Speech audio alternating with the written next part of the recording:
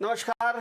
Designer news में एक बार फिर से आपका स्वागत है। मैं हूं डॉक्टर प्रतीक श्रीवास्तव और आप सुबह से लगभग 10 बजे से देख रहे थे भारत का सबसे बड़ा महा कवरेज सीधे अयोध्या से, जो डिजाइनर न्यूज आपको दिखा रहा था। अयोध्या की पल पल की खबरें, पल पल का घटनाक्रम, प्रधानमंत्री नरेंद्र मोदी और उनके साथ आप तमाम लाखों दर्शक साक्षी बने हैं उस महत्वपूर्ण क्षणों के, उस ऐतिहासिक पलों के, जब प्रधानमंत्री नरेंद्र मोदी जी ने आधारशिला रखी है, रामलला के भव्य मंदिर के निर्माण का शुभारंभ किया है आधारशिला रखकर, और उस ऐतिहासिक भव्य और दिव्य और विराट क्षणों के डिजाइनर न्यूज के दर्शक भी साक्षी बने हैं। और कितना विराट कार्यक्रम, कितना विराट उत्सव, और ये 500 वर्ष की संघर्ष यात्रा।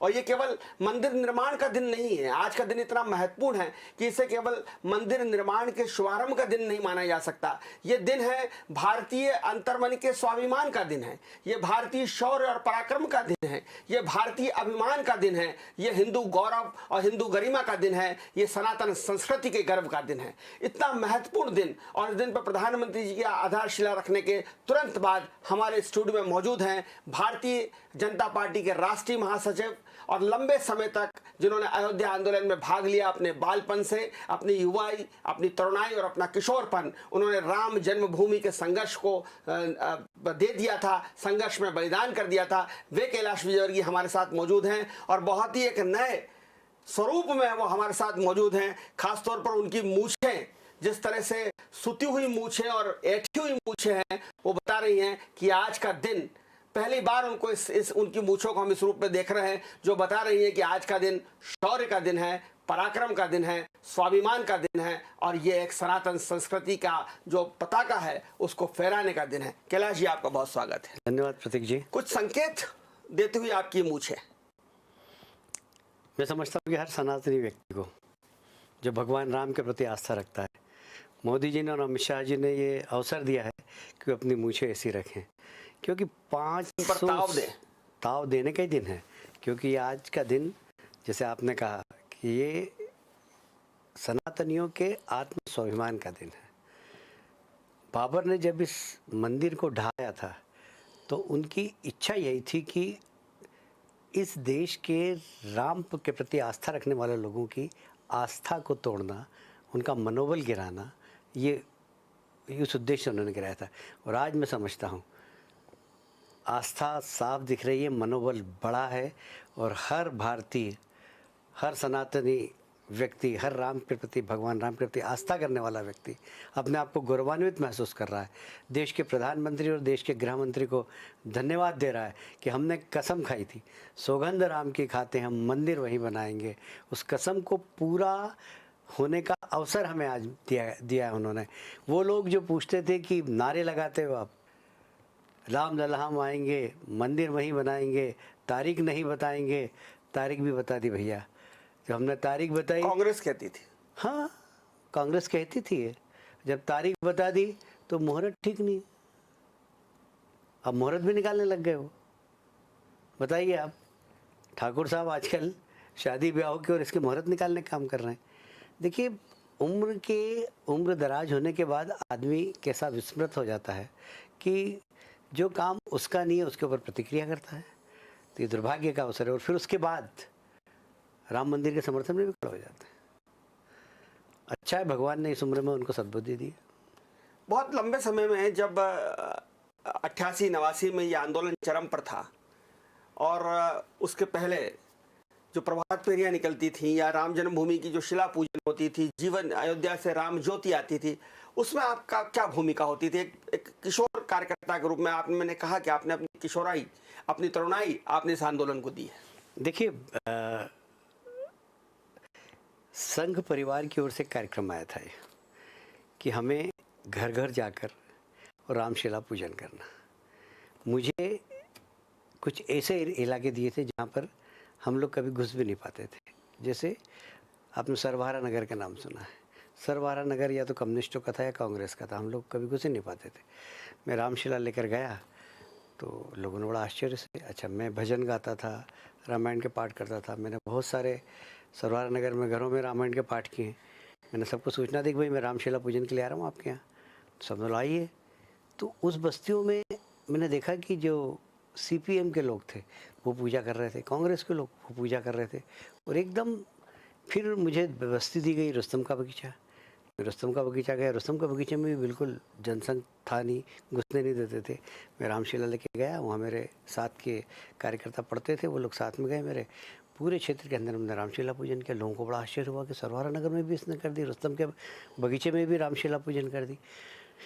जहाँ जहाँ हमारी अप्रोच नहीं होती थी वहाँ हम रामशिला लेके गए और हमने पूजन करी। मुझे याद आता प्रतीक जी, उस वक्त एक एसपी हुआ करते थे, मैं नाम नहीं लूँगा, उनकी पत्नी का मेरे पास फ़ोन आया, कैलाश जी मेरी भी रामशिला करने की इच्छा है, पूजन करने की इच्छा। मैं उनके घर गया लेकर मैं नाम नहीं बताऊँगा, हालांकि वो तो रिटायर भी हो गया डीजी बनकर, पर फिर भी मैं लोगों की आस्था राम के प्रति इतनी ज़बरदस्त थी कि पूरा शहर राममय हो गया था। और आज जिस तरह से प्रधानमंत्री की जो बॉडी लैंग्वेज थी, जिस तरह से प्रधानमंत्री आज बात कर रहे थे, और जिस तरह से पूरा अयोध्या का ये जो पूरा राम मंदिर का निर्माण आरंभ है, जिस तरह से उसको भारतीय जनता पार्टी ने कैप्चर किया, और उस क्या ये एक तरह से एक रणनीतिक हिस्सा है कि एक संदेश देने का हिस्सा कवायद है, या ये एक बहुत बड़ा आंदोलन, चूंकि इस पूरे आंदोलन में भारतीय जनता पार्टी और संघ परिवार लगा हुआ है 1984 से, तो क्या ये वो माना जाए कि ये पूरा एक मैसेज देने का काम किया प्रधानमंत्री ने कि 5 अगस्त जब कश्मीर से धारा 370 हटाई, 5 अगस्त जब राम मंदिर का हमने निर्माण शुरू किया, और अगला चुनाव जब तक आएगा तब तक ये भव्य मंदिर बन जाएगा, ये वो रणनीति हिस्सा है? देखिए, आप कुछ भी सोचें इसको, पर हमने जो जनता से वादा किया था, हमने जो कसम खाई थी, हमने जो सौगंध खाई थी कि हम सौगंध राम की खाते हैं, मंदिर वहीं बनाएंगे। और आप तो ये भी कहते थे बच्चा बच्चा राम का, अयोध्या के काम का। बिल्कुल कहते थे, कई इस बच्चों ने बलिदान भी दिया है। अब पूरा 492 साल का इतिहास उठा कर देख लिए, राजा मेहताब सिंह से लेकर कलकत्ता के कोठारी बंधु तक जो बलिदानियों की संख्या वो लाखों के अंदर है। ऐसा माना जाता है कि ढांचा जो खड़ा किया था मेहताब सिंह जी ने जब अपनी 1,10,000 सेना भेजी थी, आपको शायद मैंने बहुत कम लोगों में पढ़ा, पर मैंने एक इतिहास में पढ़ा है कि राम मंदिर पे कई बार हिंदू राजाओं ने कब्जा किया, पर ज़्यादा देर तक नहीं रह पाया।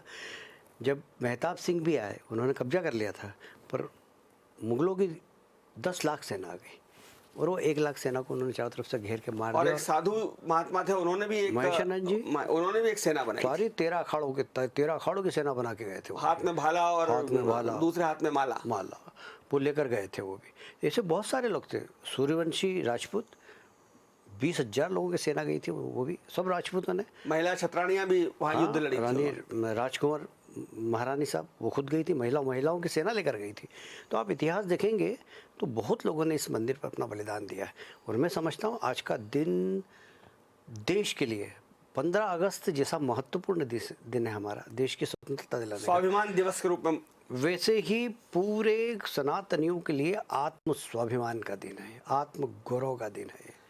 आज प्रधानमंत्री का जो आक्रामक तरीका था, जिस उन्होंने, उनके व्यक्तित्व में आज बहुत सारी खूबियां देखने को मिल रही थी। जब वो भगवान हनुमान जी के सामने थे तो एक सेवक की तरह थे, राजा राम के सामने थे तो उन्होंने दंडवत प्रणाम किया, और जब वो मंच से संबोधित कर रहे थे तो एक राष्ट्रनायक के, उद्दीप्त राष्ट्रनायक के रूप में वो संबोधित कर रहे थे। वो जो बॉडी लैंग्वेज जिसका मैं जिक्र कर रहा हूँ, वो कहीं ना कहीं संदेश दे रही थी बिहार चुनाव को लेकर, महाराष्ट्र को लेकर, और जिस तरह से कांग्रेस ने भी अब एक तरह से राम भक्ति का एक नया मॉडल प्रस्तुत किया है। भगवाधारी हो गए कमलनाथ जी, और प्रियंका जी ने भी खुद को जो है रामलला का भक्त बताया है। तो ये मनीष तिवारी हनुमान चालीसा पढ़ रहे हैं, ये जो परिवर्तन, इसको किस तरह से आप रेखांकित करेंगे? पहले प्रधानमंत्री की बॉडी लैंग्वेज और फिर कांग्रेस का राम भक्त होना। प्रतीक जी, बहुत सटीक प्रश्न आपने किया है। मैं सिर्फ आप जैसे विद्वान पत्रकार से बात कर रहा हूँ। ये इस देश की राजनीति का टर्निंग पॉइंट है। देश की राजनीति अब हिंदुत्व की ओर बढ़ गई। जो धर्मनिरपेक्ष शब्द, ये जो सांप्रदायिक शब्द, ये राजनीति के शब्दकोश से बाहर हो गया। अब मुझे लगता है कि आने वाला समय में ये प्रतिस्पर्धा होगी कि बड़ा हिंदू कौन, क्योंकि कांग्रेस ने भी कह दिया कि अरे हम तो राम मंदिर हम तो सिला दे रहे हैं, वॉल जो है भगवा हो गई भगवा सबकी। हो गई सब दूर की। और लोग पहली बार 76 ईयर में कांग्रेस कार्यालय में सुंदरकांड का पाठ हुआ। नहीं तो हमेशा रोजा अफ्तारी होता था, कांग्रेस कार्यालय में कभी सुंदरकांड पहुंचा ही नहीं था, तो सुंदरकांड पहुंच गया। ये नई राजनीतिक दिशा की ओर बढ़ता हुआ कदम है, आप इसे छोटा मत मानिए। अब जो धर्मनिरपेक्ष और सांप्रदायिकता की बात करेगा वह राजनीति के मैदान से बाहर आ जाएगा, जैसे कांग्रेस अभी बाहर है। अब कांग्रेस अंदर आने के लिए हिंदुत्व की का राह पकड़ रही है। मैं समझता हूँ कि ये इस देश की राजनीति के लिए बहुत अच्छा है, शुभ कैलाश है। जी, वैसे देखा जाए तो ये सुप्रीम कोर्ट का फैसला है और पांचों न्यायमूर्तियों ने एक मत से फैसला राम जन्मभूमि न्यास के पक्ष में दिया है, रामलला को उसका जमीन का मालिक माना है। लेकिन इस फैसले तक पहुंचने में भारतीय जनता पार्टी, संघ, खासकर माननीय लालकृष्ण आडवाणी जी और उसके बाद प्रधानमंत्री नरेंद्र मोदी और अमित शाह की जो भूमिका है उसको भी आप रेखांकित किस तरह से करेंगे? देखिए, राम जन्मभूमि आंदोलन पहले राम जन्मभूमि मुक्ति आंदोलन चालू हुआ था, उसमें विश्व हिंदू परिषद और उससे जुड़े हुए लोग थे। फिर आडवाणी जी के नेतृत्व में उस आंदोलन को समर्थन दिया। वो आंदोलन मुट्ठी भर लोग चला रहे थे। जैसे ही आडवाणी जी ने इस आंदोलन को समर्थन दिया, सोमनाथ से और अयोध्या तक की सोमनाथ से यात्रा अयोध्या निकाली। तक की यात्रा निकाली, ये जन आंदोलन बन गया। यदि राम जन्मभूमि के आंदोलन को जन आंदोलन बनाने का किसी को श्रेय जाता है तो लालकृष्ण आडवाणी जी को जाता है। अब आप अमित शाह जी और नरेंद्र मोदी जी के, नरेंद्र मोदी जी शुरू से ही राम जन्मभूमि के प्रति उनका बहुत लगाव था, बहुत श्रद्धा थी, और उन्होंने शायद मन में कसम खाई होगी कि मैं जब भी अब यहाँ पर आऊँगा जब यहाँ पर राम मंदिर का निर्माण होगा। और देखिए 28 साल बाद 28 साल बाद, और देखिए भगवान राम ने उनको प्रधानमंत्री बना के अपने क्योंकि वो दरवाजे 28 साल बुलाए। पहले मुरली मनोहर जोशी जी की एक यात्रा लेकर वहां पहुंचे थे और वो गढ़ी तक तो गए थे, हनुमान गढ़ी तक, तिरंगा यात्रा लेकर गए, लेकिन वो जन्म स्थान पर नहीं गए थे, रामलला के मंदिर नहीं गए थे, हनुमान गढ़ी से ही लौट गए लौट गए थे। तो ये उनका संकल्प होगा, मुझे लगता है। किसी को पता है नहीं, हम लोग अंदाज ही लगा रहे हैं, क्योंकि उस वक्त वो मंदिर नहीं गए और इस बार जैसे ही निमंत्रण मिला वो मंदिर गए। लोगों ने बहुत टीका अपने टिप्पणी की। पहले प्रधानमंत्री काल में भी एक बार भी वो अयोध्या गए लेकिन मंदिर नहीं गए। मंदिर नहीं गए वो। तो मेरा ख्याल ये संकल्प होगा उनका, और संकल्प सिद्धि की ओर जब पहुंचता है तो लगता है कि आदमी के संकल्प में ताकत है। संकल्प दिल से लिया गया है और उस संकल्प के पीछे ईश्वर की शक्ति है। देखिए कैलाश जी, आप राजनीतिक कार्यकर्ता हैं, राजनीतिक पार्टी चलाते हैं, पार्टी के राष्ट्रीय महासचिव हैं, इसलिए मैं आपसे ये नहीं सुनना चाहूँगा कि ये कोई आप अलग से जवाब दे, जो दिल में है आप वो बोलें। क्या इसका बिहार चुनाव में, बंगाल चुनाव में भारतीय जनता पार्टी को फायदा मिलेगा?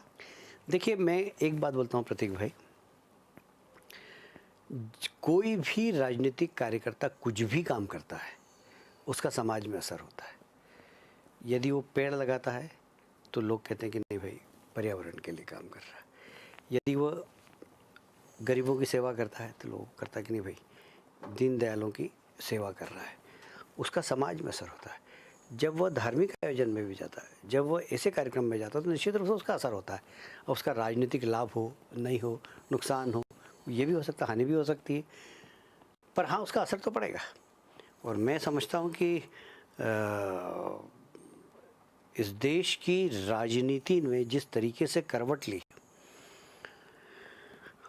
सिर्फ राजनीति नहीं, समाज के हर क्षेत्र में इसका, जनजीवन में इसका बहुत असर पड़ेगा, बहुत ज़बरदस्त असर पड़ेगा। और अगर मैं अर्थव्यवस्था की बात करूं, अयोध्या कितना बड़ा एक पर्यटन स्थल बनेगा और रोजगार के लिए कितनी बड़ी अवसर बनेंगे, ये इसकी आप चूँकि बहुत समय तक आप मध्य प्रदेश में मंत्री रहे हैं, तो क्या इसका आप अंदाज लगा पाते हैं कि किस तरह का एक ये स्थान बन सकता है? क्या ये तिरुपति बालाजी के समकक्ष इसकी अर्थव्यवस्था बनेगी? देखिए, हम किसी की कल्पना, किसी की तुलना किसी से नहीं कर सकते। बाकी मैं इतना कह सकता हूँ कि भगवान राम का मंदिर जिस प्रकार आज दुनिया में, मेरा ख्याल है किसी ने आकलन किया कि नहीं किया, पर इस भूमि पूजन को सारे विश्व ने देखा है, सारे विश्व में। वो सर्वाधिक लोगों द्वारा देखा गया ये कार्यक्रम होगा मुझे लगता है, क्योंकि मेरे पास अमेरिका में मेरे बहुत सारे दोस्त हैं, कनाडा में हैं, मलेशिया में हैं, सब दोनों ने फ़ोटोग्राफ्स भेजे मुझे कि हम लोग देख रहे हैं, पीली टी शर्ट पहनकर लोग देख रहे हैं। इसका असर तो बहुत ज़बरदस्त है, पर इसको हम किसी से तुलना नहीं कर सकते कि तिरुपति बालाजी या साईनाथ। मेरा ऐसा मानना है कि अयोध्या अयोध्या है, भगवान राम राम है। इस देश की आस्था, इस देश का जुड़ाव और इस देश की पहचान राम के नाम से, क्योंकि मर्यादा पुरुषोत्तम राम है। वो राम एक ऐसा व्यक्तित्व है कि भाई हो तो कैसा हो, राम जैसा हो, पति हो तो कैसा हो, राम जैसा हो, राजा हो तो कैसा हो, राम जैसा हो, दोस्त हो तो कैसा हो, राम जैसा हो। तो राम एक आदर्श है और इस समाज की आत्मा है, इस समाज के प्राण है, इस समाज का आदर्श है, और इसलिए ये अपने आप में एक भव्य राम मंदिर ही होगा जिसकी आप किसी से तुलना नहीं कर सकेंगे, चाहे वह आस्था के लिए हो, चाहे वो अर्थव्यवस्था के लिए हो, चाहे वो रोजगार के लिए हो, चाहे वो पर्यटक के लिए हो, पर्यटन के लिए हो। जो भी हिंदुस्तान आएगा वो एक बार राम मंदिर जरूर जाएगा। भारतीय संविधान जो भारत की मूल आत्मा है, उसकी प्रस्तावना ये कहती है कि एक धर्मनिरपेक्ष, एक पंथ निरपेक्ष राष्ट्र की कल्पना करती है, एक पंथ निरपेक्ष सरकार की कल्पना करती है। इसलिए जब सोमनाथ मंदिर के शिलान्यास की बात आई तो गृह मंत्री सरदार पटेल और प्रधानमंत्री नेहरू में बहुत ज़बरदस्त मतभेद थे। नेहरू जी उस सोमनाथ मंदिर में शामिल नहीं हुए, उन्होंने विरोध था उनका। राजेंद्र प्रसाद जी प्रथम राष्ट्रपति गए, सरदार पटेल गए। लेकिन आज जिस तरह से पूरी सरकार, पूरी केंद्र की सरकार और पूरी उत्तर प्रदेश की सरकार अयोध्या में रामलला के सामने नतमस्तक थी, पूरी तरह से सरकार वहाँ समर्पित थी, तो क्या संविधान की उस प्रस्तावना को हमने दरकिनार कर दिया है? संविधान के प्रस्तावनाओं को ठीक तरीके से समझा ही नहीं गया। पंडित जवाहरलाल नेहरू जी ने उस प्रस्तावनाओं को गलत दिशा दे दी। धर्मनिरपेक्षता कुछ भी नहीं होती। सेक्युलरिज्म का उन्होंने हिंदी धर्मनिरपेक्ष कह दिया। भाई साहब, धर्म हमारे भारतीय संस्कृति की प्राण है। आप पत्रकार हैं, पत्रकारिता आपका धर्म है। मैं राजनीति करता हूँ, राजनीति मेरा धर्म है। प्रोफेसर हैं आप, प्रोफेसर ही आपका धर्म है। धर्म निरपेक्ष आदमी कैसे हो सकता है? धर्म निरपेक्ष तो पशु हो जाएगा फिर। इसलिए पंडित जवाहरलाल नेहरू ने जो धर्म निरपेक्ष करके संविधान की प्रस्तावना का जो उन्होंने उदाहरण दिया, एग्जाम्पल दिया, मैं उससे सहमत नहीं हूँ। राजनीति इस देश की उसी दिन से दिशाहीन हो गई, और आज मैं कहता हूँ कि वास्तव में संविधान की प्रस्तावना का सही अर्थ यही है जो आज से प्रारंभ हुआ, जो मोदी जी ने संदेश दिया था। उन प्रधानमंत्री जी ने देश को गुमराह किया था। ये प्रधानमंत्री देश की राजनीति को सही दिशा में। क्या राजनीति अब धर्म आधारित हो जाएगी? मैं फिर कह रहा हूँ कि धर्म आधारित व्यक्ति ही होना चाहिए, चाहे वो विपक्ष में भी क्यों नहीं हो, क्योंकि धर्म यानी कर्तव्य होता है। भाई साहब, धर्म यानी क्या है? कर्तव्य है। राजनीति मेरा धर्म है, मतलब राजनीति मेरा कर्तव्य है, उसके साथ मुझे काम करना है। पत्रकारिता आपका धर्म है, आपका कर्तव्य है। तो धर्म निरपेक्ष की आप बात नहीं कर सकते, कर्तव्य निरपेक्ष की आप बात नहीं कर सकते। सबको धर्म परायण होना पड़ेगा, कर्तव्य परायण होना पड़ेगा। इसलिए धर्म आधारित समाज होना चाहिए। सिर्फ आप राजनीति की क्या बात कर रहे हैं? समाज पूरा धर्म आधारित होना चाहिए। एक संशय अल्पसंख्यक समुदाय के मन में है। 25 करोड़ के करीब मुसलमान इस देश में रहते हैं, 1 करोड़ 2 करोड़ ईसाई इस देश में रहते होंगे। उनके आज की जो घटनाक्रम है, जिस तरह से भगवामय पूरा देश हो रहा है, जगह जगह भगवा झंडे लग रहे हैं, जिस तरह से आपने कहा कि पीली टी शर्ट, केसरिया टी शर्ट लोग देख रहे हैं, उस अल्पसंख्यक समुदाय के मन में कहीं डर है, कहीं संशय है। उसको लग रहा है कि भाई आज अयोध्या, कल काशी, परसों मथुरा, इस सिलसिला कब रुकेगा, कहाँ रुकेगा? क्यों रुकना चाहिए, मैं आपसे पूछना चाहता हूँ। और क्यों डरना चाहिए मुस्लिम भाइयों को? मुस्लिम भाइयों को बिल्कुल नहीं डरना चाहिए। भारत को, हिंदू धर्म को समझने की कोशिश करना चाहिए सबको। देखिए, इस दुनिया के अंदर सबसे पहली मस्जिद बनी थी तो केरल में बनी थी, और हिंदू राजा ने बनाई थी। हिंदुओं ने हमेशा सबको अपनाने की कोशिश की है। जब ईरान के अंदर कट्टरपंथियों ने पारसियों को भगाया था वहाँ से, तो पारसियों को शरण देने वाला हमारा देश था। हमने हूण को शरण दी, हूण आयशा का है हमारे यहाँ, सब हम पे समा गए हैं। और इसलिए हम कभी भी किसी भी उपासना पद्धति के विरोधी नहीं है। पहली बात तो बहुत अच्छी तरीके से समझ लेना चाहिए। दूसरी बात, इस देश के अंदर 20 करोड़ मुस्लिम भाई हैं। मैं आपके चैनल के माध्यम से जितने भी मुस्लिम भाई सुन रहे हों, वो अपने 5 पीढ़ी, 6 पीढ़ी, 7 पीढ़ी पहले के अपने पूर्वजों को तो देखे जरा, कौन थे। अधिकांश 90% इस देश के मुस्लिमों के पूर्वज रामलाल, पन्नालाल, हीरालाल ही हैं। ये जो इस मुगलों की बर्बरता के कारण तलवार के बल पर जनेऊ काट कर जो इस्लाम धर्म को कबूला गया, वो मुस्लिम भाई हमारे पास। तो हम तो इन्हें मानते कि हमारे भाई हैं, ये हमारे वो भाई हैं जो हमसे बिछड़ गए। हम मुस्लिम को कभी अलग नहीं मानते। अब इनको कैसे अपने मिलाएंगे? हम तो विश्वास करते हैं, उन्हें भी विश्वास करना चाहिए। वो अपने कट्टरपंथियों के चक्कर में नहीं पड़े। हिंदू धर्म बहुत ही लिबरल धर्म है, बहुत सहज और सरल धर्म है।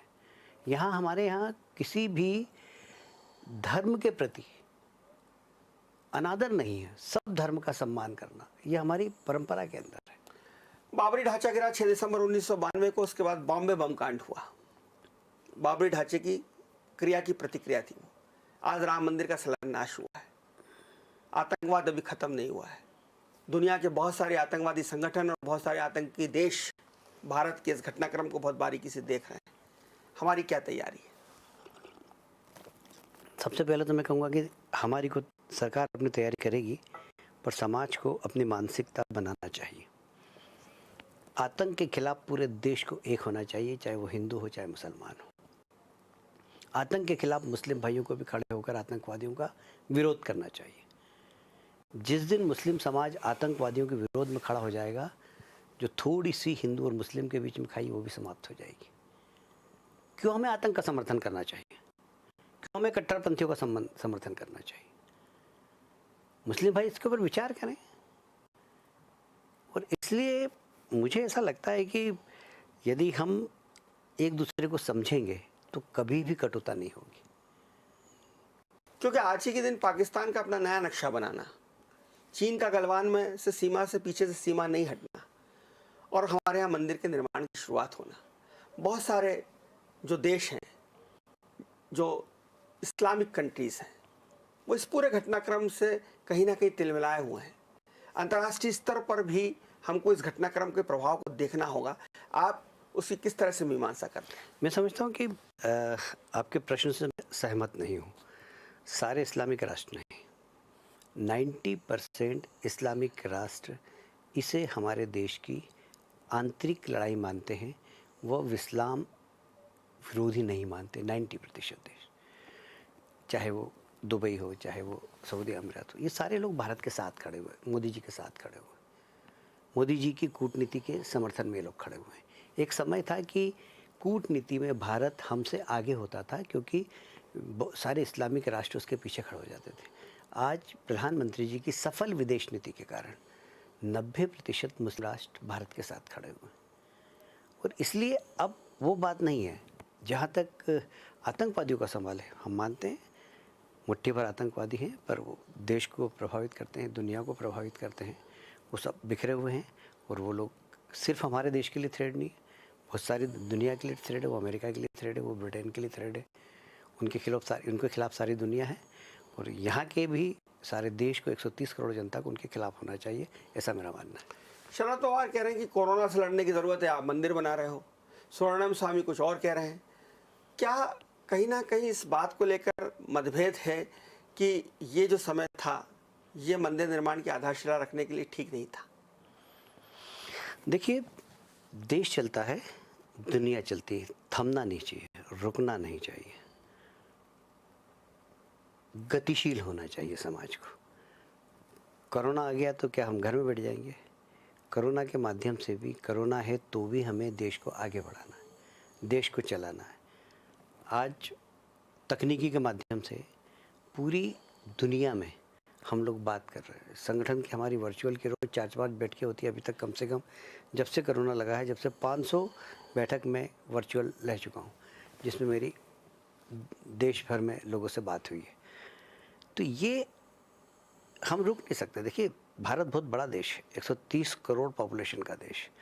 वहाँ हम थम नहीं सकते, रुक नहीं सकते, हमें चलना है और जो जो सामने काम दिख रहे हैं उसे करना है। अब आप कोरोना है इसलिए राम मंदिर नहीं बनेगा, कोरोना है इसलिए ये नहीं होगा, सब होगा, शादी ब्याह भी होंगे, तरीका छोटा हो जाएगा। कोरोना है तो शादी क्यों की? अरे भाई ये तो सब चल रही, गतिशील समाज होना चाहिए। और इसलिए ये सोच बहुत छोटी सोच है कि कोरोना है तो राम मंदिर भी बना तो उसमें कोरोना के में कौन सी रुकावट आ गई? और कोरोना उसमें क्यों रुकावट करेगा? ठीक है, कोरोना के प्रोटोकॉल का पालन किया। आज अयोध्या में पैर आज रखने अगर की जगह नहीं होती, अगर कोरोना नहीं होता तो लाखों लोग वहां होते। पैर रखने की जगह नहीं होती सब अयोध्या के अंदर। तो कोरोना के प्रोटोकॉल का ही पालन किया और राम मंदिर का भी निर्माण हो रहा है। देश रुक जाएगा क्या? समाज रुक जाएगा? कैसे प्रश्न करते हैं शरद पवार? मुझे समझ में नहीं आता। इसलिए कोरोना भी रहेगा, हम भी रहेंगे और देश भी आगे बढ़ेगा और सबको आगे बढ़ाएंगे। ये हमारा विश्वास है और ये हमारा संकल्प है। राम मंदिर तो बनना शुरू हो गया, बन भी जाएगा, रामराज कब आएगा? देखिए, प्रश्न आपने बड़ा अच्छा किया है। मेरा ऐसा मानना है कि कहीं ना कहीं से शुरुआत होती है। मैं 2014 के पहले के अखबारों की तरफ आपका ध्यान आकर्षित करना चाहता हूँ। मनमोहन सिंह जी प्रधानमंत्री थे, यूपीए की सरकार थी। आप पूरे उस समय के फ्रंट पेज देखिए, आप तो उस समय प्रिंट मीडिया में से शायद मेरा ख्याल है, फ्रंट पेज आता था 2G घोटाला, 3G घोटाला, फलाना घोटाला, ढीमका घोटाला, ऊपर से घोटाला था। आप तो पत्रकार हैं, बहुत वरिष्ठ पत्रकार हैं। मोदी जी के सत्ता संभालने के बाद बताइए, एक भी कोई घोटाला केंद्र सरकार के ऊपर किसी ने आरोप लगाया क्या? साफ है कि ये उस दिशा में बढ़ता हुआ कदम है। ऊपर से गंगोत्री से गंगा पवित्र होना चाहिए। सब लोग कहते हैं गंगोत्री से गंगा पवित्र है। अब धीरे धीरे बहेगी, इधर राम मंदिर बनेगा, इधर गंगा नीचे आएगी, रामराज की ओर बढ़ेगी। कलकत्ता में इस गंगा को आप कब पवित्र करने वाले हैं? सबसे आखिर में गंगा कलकत्ता ही पहुँचती है, बताते हैं वहाँ सबसे ज़्यादा गंदी है गंगा, दूषित है, प्रदूषित है। तो कलकत्ता में इस गंगा को आप कब पवित्र करने वाले हैं? देखिए, हमारी शुरुआत विधानसभा चुनाव से हो जाएगी। आने वाला विधानसभा चुनाव माइलस्टोन होगा भारतीय जनता पार्टी के लिए और बंगाल के लिए भी, बंगाल के विकास के लिए भी, बंगाल की अराजकता के खिलाफ भी, बंगाल की हिंसा के खिलाफ भी। अगला विधानसभा चुनाव जो कि अप्रैल मई में होने वाला है, वह एक माइलस्टोन है और हमें विश्वास है कि वहाँ हम सरकार बनाएंगे और वहाँ राजनीतिक शुद्धिकरण होगा, ये मेरा विश्वास है। देखिए, विश्व हिंदू परिषद की जो स्थापना हुई थी 84 के आसपास, जब संघ ने अशोक सिंघल जी को विश्व हिंदू परिषद का दायित्व देकर अपने से संघ के उससे बाहर निकालकर विश्व हिंदू परिषद की जिम्मेदारी दी, और उसका सबसे बड़ा उद्देश्य ये था विश्व हिंदू परिषद का कि राम जन्मभूमि को मुक्त कराना और वहाँ एक मंदिर का निर्माण करवाना। मैं समझता हूँ वो काम आज पूरा हो गया है। राम जन्मभूमि मुक्त हो गई है, सुप्रीम कोर्ट के आदेश से राम जन्मभूमि के मंदिर का निर्माण शुरू हो गया। अब विश्व हिंदू परिषद में जो तमाम साधु संत हैं, उसमें से कुछ को आपने सन्यासियों को सांसद बना दिया, मंत्री बना दिया, मुख्यमंत्री बना दिया। अब ये विश्व हिंदू परिषद की क्या भूमिका होगी, क्या कल्पना आप करते हैं विश्व हिंदू परिषद के लिए? देखिए प्रतीक जी, पूरा इतना बड़ा समाज सरकार के भरोसे नहीं चलता है। समाज को नियंत्रण करना चाहिए समाज को ही, समाज ही समाज को नियंत्रण करता है। और इसलिए इस प्रकार की संस्थाएं समाज के अंदर जो बुराइयां हैं उसके लिए, उसको समाप्त करने के लिए आंदोलन करने वाली संस्थाएं चाहिए। बहुत सारी बुराइयां हमारे समाज के अंदर है। हम देखिए, कई परंपरा हैं, पर्दा प्रथा, दहेज प्रथा, बच्चों का विवाह, बाल विवाह, ये सब हमारे यहाँ की कुप्रथा हैं समाज के अंदर। ये समाप्त होना चाहिए। सती प्रथा समाप्त होगी किसी ज़माने में, बहुत ज़बरदस्ती। राजा राम मोहन राय ने उसके लिए आंदोलन किया, समाज जागृत हुआ, सती प्रथा आप समाप्त हो संत समाज से उम्मीद कर रहे हैं कि वो समाज को नियंत्रित करेगा? हमेशा कभी भी सरकार ने समाज को नियंत्रित नहीं किया है, भारत की विशेषता है। भारत के अंदर हमेशा समाज को नियंत्रित करने का काम समाज के लोगों ने ही किया, ये भारत की विशेषता है। सरकार का काम सिर्फ गवर्नेंस करना है, फैसिलिटेशन देना है, बाकी समाज को यदि नियंत्रण करता है तो समाज ही करता है, समाज के लोग ही करते हैं। हमारे यहाँ पंचायत किसी ज़माने में कितनी ज़बरदस्त हुआ करती थी कि न्यायपालिका में लोग जाते नहीं थे। पंचायत जो फैसला सुना देती थी लोग मान लेते थे। पंच परमेश्वर है, ये माना जाता था। भारत की आप विरासत उठा कर देखिए, हमारे यहाँ सहकारिता सबसे ज़बरदस्त हमारे देश के अंदर थी।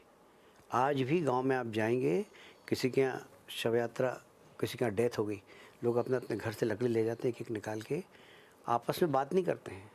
गांव के ऐसे लोग हैं जो आपस में बात नहीं करते हैं। गोलियां चली एक दूसरे परिवार की, पर उस परिवार में किसी की डेथ हो जाती तो ये परिवार वाला अपने घर से लकड़ी लेके उसका अंतिम संस्कार में जाता है। ये गांव की परंपरा है। यदि उसकी बेटी की शादी है तो जाएगा और लिफाफा दे के आ जाएगा, पत्रिका मिले या नहीं मिले। वो लिफाफा देने का कारण ये है कि उस बेटी के विवाह में मेरा भी योगदान है। ये जो सहकारिता वाला समाज है हमारा, ये कभी भी सरकार के भरोसे नहीं रहा। उस समय कभी मुख्यमंत्री कन्यादान योजना नहीं होती थी। गांव के लोग हर कन्या की शादी करते थे। ये हमारे समाज की विशेषता है। और इसलिए हमेशा भारतीय समाज में, भारतीय समाज के लोगों ने ही समाज को नियंत्रित किया है। गवर्नमेंट ने फैसिलिटीज़ दी है। देखिए, ये तो आप मानेंगे कि 89 में जब ये आंदोलन शुरू हुआ, शबाब पे था, आप पहली बार विधायक बने। 92 में पटवारी की सरकार चली गई क्योंकि ढांचा गिर गया था। 93 में फिर चुनाव हुए, इंदौर से 8 सीट आप लोग फिर से जीते, आप दूसरी बार विधायक बने और 8 सीट इंदौर की जो है वो भारतीय जनता पार्टी को मिली। और 84 में जो इस पार्टी के 2 सांसद थे, वो 89 में 3 राज्यों में सरकार बनाती है। और 93 में भले ही आप हार गए हो, लेकिन उसके बाद भी बहुत सारे राज्यों में सरकार बनती रही और आज ये स्थिति है कि आप लगातार 2 बार से स्पष्ट बहुमत आ रहे हैं।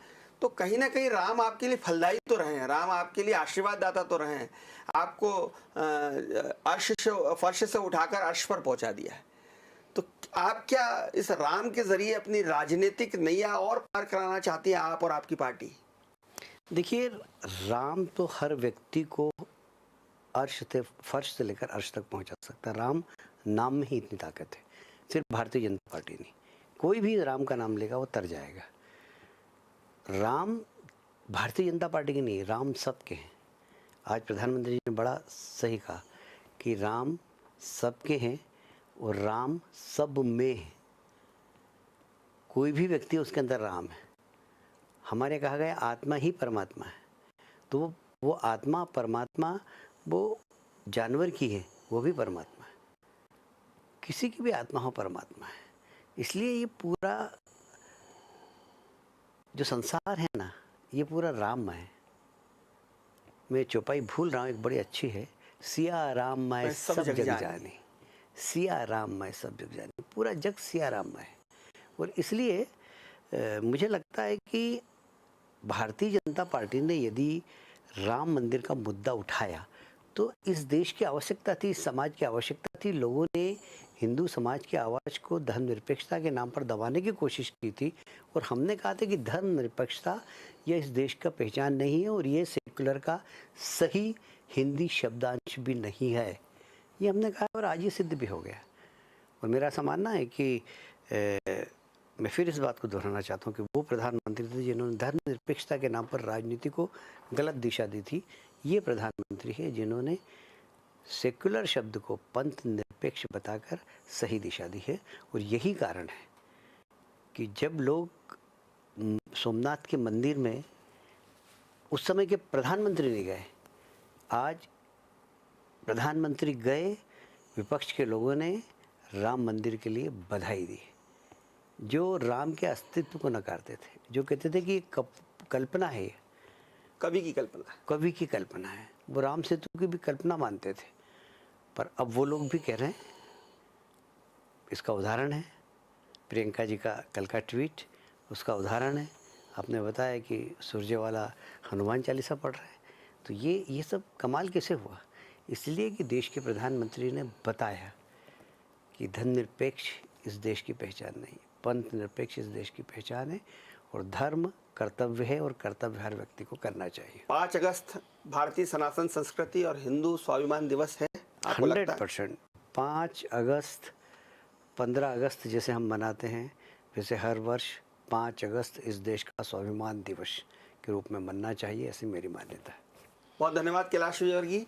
आप देख रहे थे कैलाश विजयवर्गीय जी को, जो बता रहे थे कि भारत का पूरा समाज जो है वो स्वयं अपने से संस्कारित होता है, अपने से नियंत्रित होता है। कोई सरकार समाज को नियंत्रित नहीं कर सकती। और उन्होंने माना कि आज का दिन बहुत बड़ा दिन था, क्योंकि आज ही के दिन अगर कश्मीर से धारा 370 हटी थी तो आज ही के दिन राम मंदिर के निर्माण का शुभारंभ हुआ है। ये स्वाभिमान का दिन है, ये गौरव का दिन है। निश्चित रूप से आज का दिन बहुत महत्वपूर्ण है। इस विराट और दिव्य और भव्य मंदिर निर्माण की शुरुआत हुई है। 500 वर्षों की जो लड़ाई थी, 500 वर्षों का जो युद्ध था, जिसमें अनेक लड़ाइयाँ हर कालखंड में हुई हैं, उन लड़ाइयों में एक अंतिम विजय के रूप में आज आधारशिला प्रधानमंत्री नरेंद्र मोदी जी ने अयोध्या में रखी है, एक दिव्य और भव्य मंदिर के निर्माण की। हम उम्मीद करते हैं कि ये मंदिर शीघ्र बनेगा, और शीघ्र बनने के बाद न केवल ये मंदिर दर्शनीय होगा, स्तुत्य होगा, पूजनीय होगा, बल्कि पूरी दुनिया में एक पर्यटन स्थल के रूप में भी ये मंदिर स्थान पाएगा। और लोग, दुनिया भर के लोग इस मंदिर को देखने, यहाँ के दर्शन करने और राम का नाम लेने के लिए आएंगे। हम ये मानते हैं कि राम का नाम सबसे बड़ा है, और राम के नाम से ही सब काम शुभ हो जाते हो। तो ये तो राम का काज था, इसलिए सब कुछ शुभ होगा, सादो सादो होगा, अच्छा होगा। देखते रहिए डिजाइनर न्यूज़। खबरों का सिलसिला जारी रहेगा। ब्रेक के बाद हम तुरंत हाजिर होंगे कुछ नई और ताज़ा तरीन खबरों को लेकर। देखते रहिए डिजाइनर न्यूज़। धन्यवाद।